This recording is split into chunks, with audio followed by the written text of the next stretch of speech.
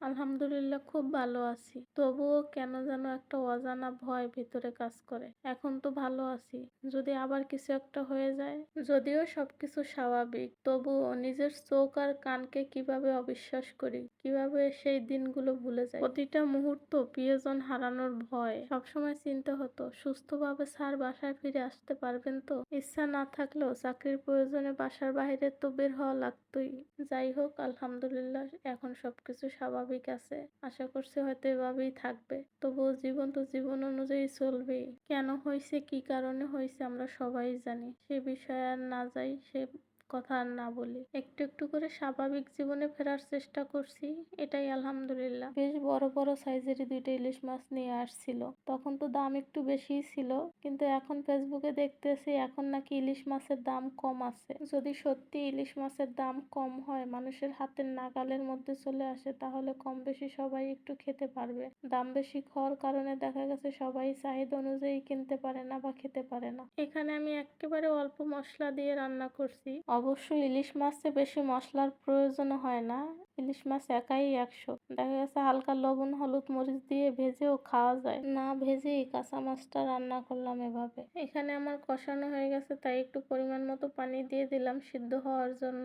এখানে মাছের তরকারিটা হইতে থাক, অন্যদিকে আমি শাকগুলো কেটে রেখেছিলাম। এখন ভালোভাবে পরিষ্কার করে নেব। বেশ অনেকটা সময় নিয়ে কষলে কষলে পানি দিয়ে ধুইতে হবে, কারণ শাকের মধ্যে বালু থাকে। শাকগুলো ধুয়ে পানি ঝরাতে রেখে দিলাম। এদিকে আমার মাছ রান্নাটাও কমপ্লিট হয়ে গেছে। এবার আলাদা একটা বাটিতে তুলে রাখবো।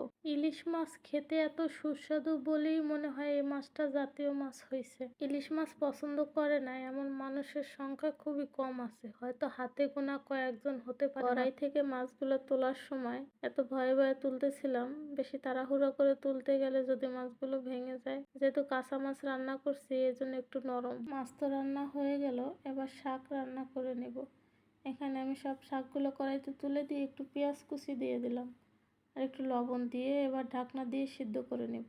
এখানে মরিচগুলো হাতে ডুলতেছে আর ভাবতেছে আজকে খেতে যত মজা হবে তার থেকে বেশি মজা ভোগ করতে হবে হাতের। রান্নার ফাঁকে একটু একটু করে সবকিছু গুছিয়ে নিচ্ছি ডাইনিং এ, নয়তো দেখা গেছে রান্না শেষ করে সবকিছু গুছিয়ে নিলে অনেকটা সময় লেগে যাবে। তাই যেটাই রান্না কমপ্লিট হইতেছে ওইটা নিয়ে ডাইনিং এ রাখতেছি। এতটা সময় ধরে পানি জড়াতে দিয়ে শাক, তারপর দেখেন কত পরিমাণে পানি বের হয়েছে শাকের মধ্য থেকে। শাকের মধ্যে পানি শুকিয়ে গেলে আমি এখন পেঁয়াজ আর রসুন কুচি দিয়ে তারপরে বাগার দিয়ে নেব। তেলের পরিমাণ একটু বেশি হওয়ার কারণে এখানে পেঁয়াজটা ভাজতে একটু সময় লাগতেছে। পেঁয়াজটা লাল করে না ভাজলে তো ফোড়নটা ভালো হবে না, এজন্য পেঁয়াজটা ভালো করে ভেজে নিলাম। এখানে শাকটা তুলে রেখেছিলাম, পেঁয়াজটা লাল করে ভেজে নিয়ে তারপরে বাগার দিয়ে দেবো। এখানে অবশ্য আমার রান্না কমপ্লিট হয়ে গেছে, আমি শাকও তুলে নিছি। বাকি অংশটুকু আর রেকর্ড করলাম না। এখানে আমি সবকিছু গুছিয়ে রেখে ফ্রেশ হব। আজকের রান্না এখানে লাল শাক ভাজি, চিংড়ি মাছ দিয়ে সবজি, ইলিশ মাছ ভুনা আর সাদা ভাত। আজ ডাইনিং এ ভরপুর বাঙালিয়ানা।